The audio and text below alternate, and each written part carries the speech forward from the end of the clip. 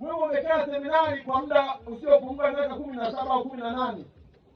Lakini nikupatie taarifa moja. Wenzako hao wote walioko huko hawajakaa seminari miaka 17. Kwa hiyo sasa kichwa chako na kichwa chao utakuja kuona ni vitu ambavyo haviendani wakati mwingine. Malezi uliokuwa nayo, nidhamu uliokuwa nayo, utashangaa wengine hawana nidhamu hiyo. Kwa hiyo sasa hapo baba ndio lazima uje na huruma. Hapo lazima uwe na huruma. Kuna mtoto mmoja alikuwa akichelewa mara kwa mara darasani. Kila siku mwalimu alikuwa akimtia fimbo. Mwalimu akiingia darasani sasa amechelewa, siku ya kwanza fimbo. Siku ya pili anatega, mtoto anaweka vidole vyake pale anapigwa fimbo. Siku ya tatu fimbo. Siku ya nne fimbo. Anapigwa fimbo mpaka mtoto vidole vimeshakuwa vyekundu kabisa.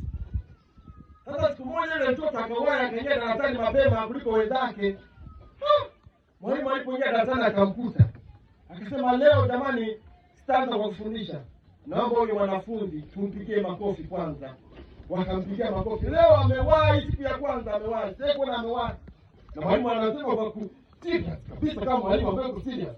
Sasa kuna anawahi. Leo amewahi, pigia makofi. Na atakupatia shilingi 10,000 kama zawadi. Amwaneze. Alafu akamuuliza swali, akamwambia mtoto, "Imekuwaje leo ukawahi?" Maana kwa sababu nimekubadilisha. Mtoto akasema, "Samahani mwalimu. Nimewahi leo kwa sababu yule ambaye alikuwa ananilia muda wangu, natumia muda wangu kwake kumhudumia. Mama yangu ambaye alikuwa na stroke, kila siku namhudumia asubuhi na afanyisha mazoezi. Amekufa jana. Na tumemzika jana, kwa hiyo sina tena hii shughuli ya kufanya ya kumuosha na kufanyisha mazoezi." Kwa mara ya kwanza mwalimu alisikia kitu kama hilo kwa mtoto. Akajikuta yani mwalimu ameganda. Yaani akaganda paka akasema, "Wanafunzi sasa naomba mfanye lile zoezi linaloachia." Akatoka nje ya darasa. Ukishakuwa na huruma, ukaweza kuelewa watu, ukafahamu mateso yao, machungu yao, hapo utaendana nao. Lakini usipokuwa na huruma ukajua watu wanabebelea vitu gani, mwisho wa siku utajikuta wewe ni kuhukumu moja kwa moja. Unaochelewa, sikoleta mimi. Zeko ulikemi ndio kumi kubaki ondoa kubaki mtangu na kisho. Yaani unajikuta sasa umejaa confusion, watu waelewi wako wapi.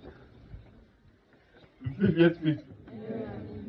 Na watu kwa bahati kwa miti moja. Hapa tupo sasa hivi tumesimama hapa. Wengine wameketi. Lakini kila mmoja hapa katika nafsi yake amebeba matatizo yake na msalaba wake. Wewe ukaamini kuna watu hapa wanazungumza na magonjwa mbalimbali. Wao hapa wametulia bali nzee fatoka mbona hata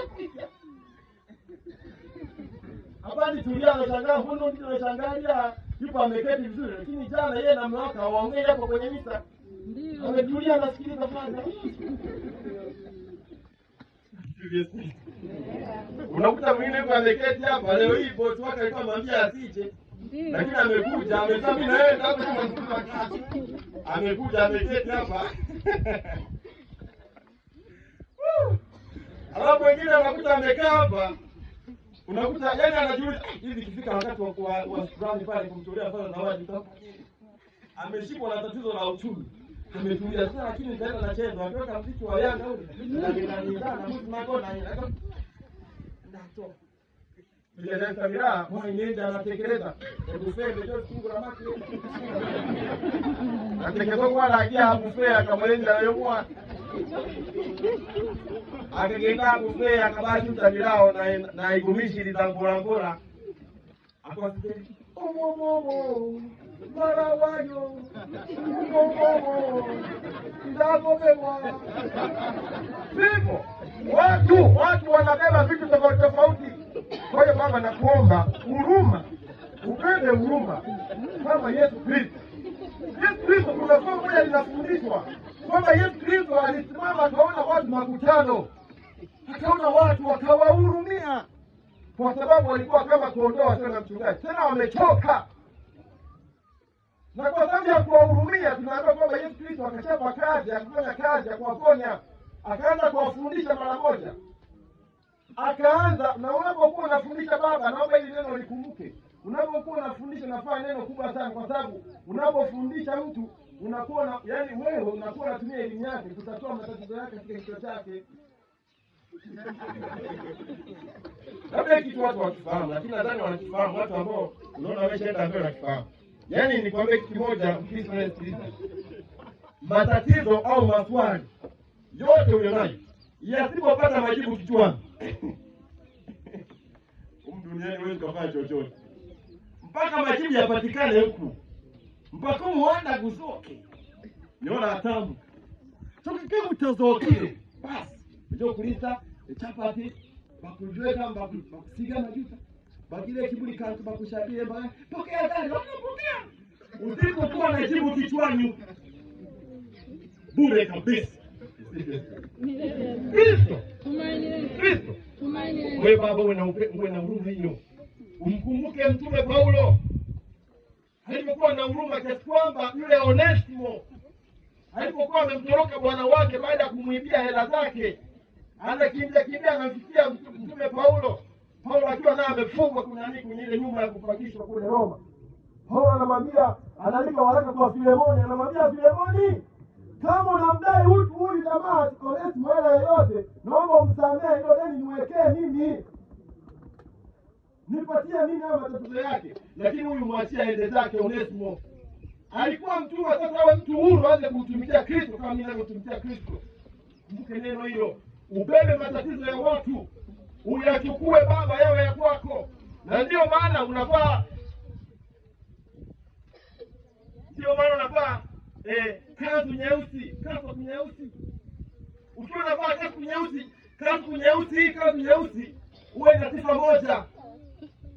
Unaweza kuwa umeivaa mwaka mzima imechafuka, lakini hakuna anayejua kama imechafuka.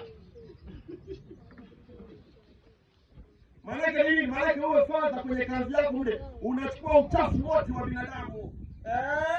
Unaenda nao. Ni msalaba wako huo. Ndio kitu kilichokuleta duniani, kama Yesu Kristo alikuja kukomboa, na wewe unakuja kukomboa. Sifa ya Kristo. Amina. Yesu ndiye amekuja kufanya kazi hiyo. Mathayo 10:8. Ponyeni magonjwa, fufueni wafu, takaseni wakoma, fukuza pepo. Pepo bure tuende. Ndio kazi. Wewe kazi yako unapoamka asubuhi, kumbuka hicho. Ndio kitu kilichokuleta duniani pale. Usishangae matatizo ya watu. Matatizo ya watu ni ya kwako. Wewe chochote chako daima kinatakiwa kiwe kinakaa kinasovu. Ukunda mgambira kija rokoki. Ukunda mjulate